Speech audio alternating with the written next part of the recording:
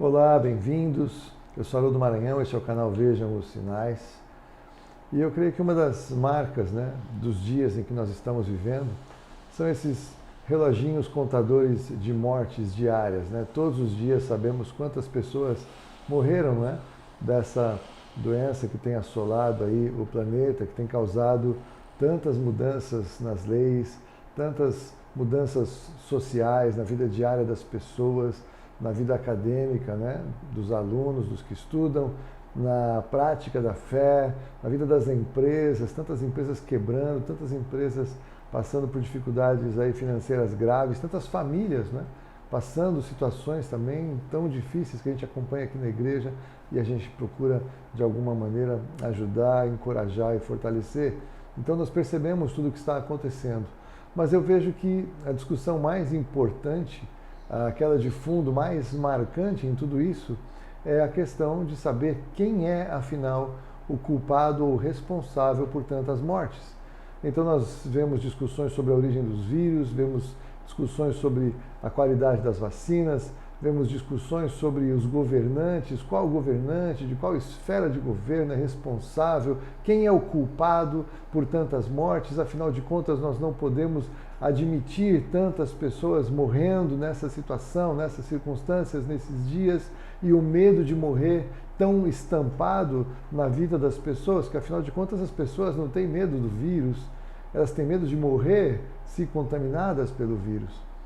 E o que veio ao meu coração na minha reflexão é o quanto essa situação ela é importante para a reflexão de todos, porque na verdade, 2 anos atrás, 3, 4, 5, 10, 20, 50 anos atrás, 100 anos atrás, 2.000 anos atrás, milhares de anos atrás, sempre houve grandes quantidades de morte diariamente. Quanto mais nós vemos a humanidade se multiplicar, e nós estamos aí com 8 bilhões de pessoas vivendo hoje, quase, perto de 8 bilhões de pessoas vivendo no planeta hoje, e nós sabemos que já ao redor do planeta, desde o início dessa situação, 2.600.000 pessoas morreram dessa doença. Mas nós esquecemos que milhões de outras pessoas morreram de outras doenças, de outras circunstâncias, morreram de outras causas. E aí, se a gente fala isso, parece que nós estamos querendo negar o que está acontecendo. É claro que não. Mas o que eu quero trazer para a sua reflexão é que sempre, ao longo dos anos, milhões e milhões e milhões de pessoas morrem. E ao longo de meses, ao longo de anos, isso não afeta todo mundo.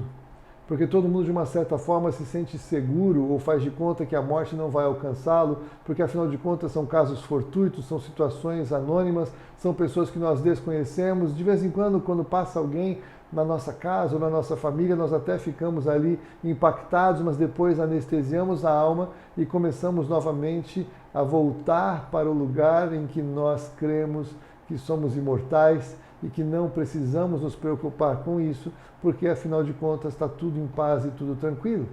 Mas quando nós começamos a ver contagem de mortos diariamente pela doença, nós começamos a perceber que pessoas estão morrendo, milhares de pessoas estão morrendo diariamente, ou milhares de pessoas estão morrendo ao longo dos meses, e alguém tem que parar com essa mortandade.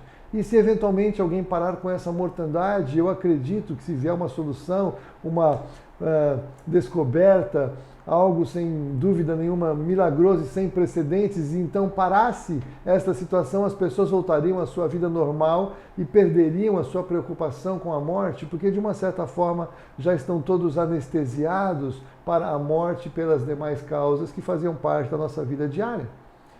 E aí a questão então é: quem é o responsável por tantas mortes? Não as mortes de agora, não as mortes desse último ano, não as mortes desse último mês ou desse último dia que você encontra na tela da televisão, nos seus noticiários da noite. Eu estou falando quem é o responsável pela morte. E se você buscar pela Bíblia a resposta, a Bíblia vai dizer que o responsável pela morte é o pecado. O pecado que entrou no mundo através de Adão trouxe a morte para a realidade da vida das pessoas que estão presas neste planeta. E é interessante a gente considerar esse planeta uma prisão, mas é uma realidade, ninguém consegue sair desse planeta, e se alguém conseguir sair, Em algum momento serão pouquíssimos astronautas e, embora eles saiam do planeta, eles não estarão libertos da morte. A morte prendeu esse planeta. A morte é o último inimigo a ser vencido, segundo diz a Bíblia. Foi vencido na cruz do Calvário, mas tem o direito de agir ainda por mais tempo, e a Bíblia marca até mesmo a data em que a morte será definitivamente destruída. O fato é que você e eu precisamos entender que a culpa da morte, ou o responsável pela morte, não é alguém que tenha criado um vírus, não é um governante que acerta ou erra nas políticas públicas, seja ele alguém que trata bem o dinheiro público ou não. O responsável pela morte é o pecado, e pelo pecado você e eu um dia vamos morrer. Daqui 100 anos não estaremos aqui, nem eu pregando, nem você aí assistindo esse vídeo. E a questão então importante para a reflexão nesse tempo tão estranho em que vivemos é que de um jeito ou de outro, seja por essa doença ou seja por qualquer outra, todos nós vamos morrer e você vai morrer. E você precisa então ter clareza em qual é a solução que você tem para a sua morte. Se você achar que você poder se proteger de alguma maneira desse vírus, você resolve a sua situação e você está seguro para viver até os 110 anos, engano seu. Nada, nem ninguém pode garantir que você estará vivo amanhã ou depois de amanhã com essa doença ou sem essa doença. O fato é que nós temos uma vida tão frágil, e eu acho que essa situação toda mundial fez a humanidade refletir para a fragilidade da vida. A vida é frágil, a vida é passageira, a vida é rápida, e se tudo o que nós podemos ter de razão se resume a esta vida, a esta existência, então a palavra de Deus nos dá um texto, uma frase contundente de Paulo para quem crê em Cristo. Se a nossa esperança em Cristo se resume a esta vida, somos os mais infelizes de todos os homens. Então, com Cristo ou sem Cristo, se nós pensarmos que a vida é só isso, nós somos alguém que não tem esperança para nada, há uma infelicidade porque esta vida não é justa. Mas se nós conseguimos refletir diante desse quadro que precisamos buscar esperança para essa vida e solução para a morte, e não adianta o governante resolver a melhor forma de administrar esta circunstância, nada vai mudar. Iremos embora.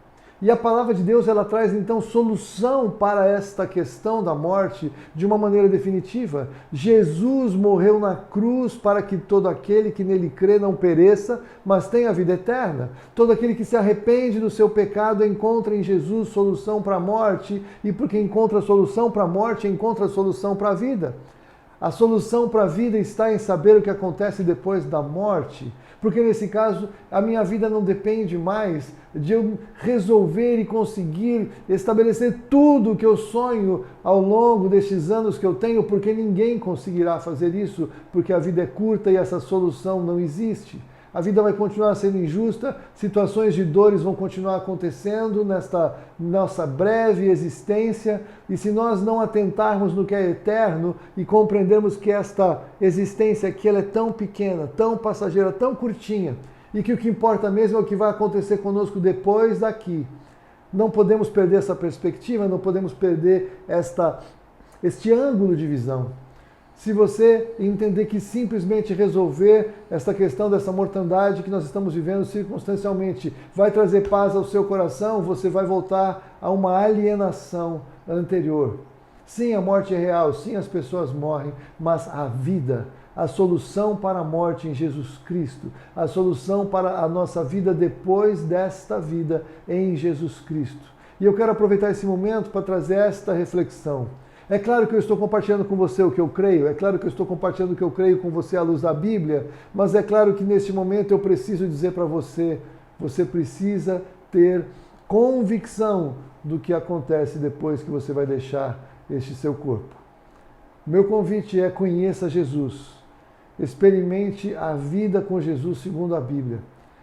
Esse momento é um momento de avaliação de quem somos e de onde estamos, porque se a Bíblia tem razão, toda essa situação que estamos vivendo, ela desemboca na agenda dos últimos dias, segundo está escrito, em alguns lugares, milhares de anos atrás.